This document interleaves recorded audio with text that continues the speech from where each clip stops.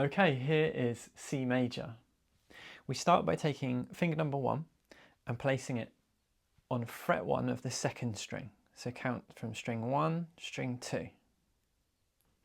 Now, the next finger we'll use is finger 2, but we don't place it on the next string, you skip that string. So string number 3 here, you're not going to touch that one.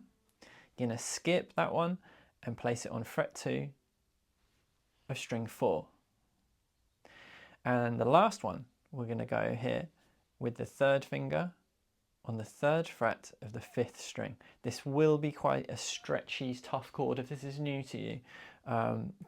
You might be a little bit like this. That's okay. You will get stretchier the more you do this. Okay, let's talk strumming. It sounds best if you strum from the 5th string down.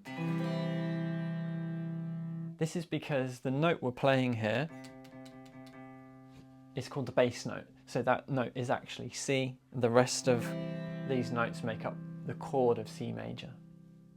Within the chord of C major, the note E does exist here, which means that this one kind of is allowed. I don't think it sounds terrible, it doesn't sound bad, but if you see people telling you to only do 5 strums, that would be why. When I teach, particularly with beginners, I'm not so fussy about doing 5-string strums. I think 6 strings sounds okay, sounds fine. It's one of those things that as you get used to these chords and you get used to listening to them, you'll get your preferences and what you think sounds good.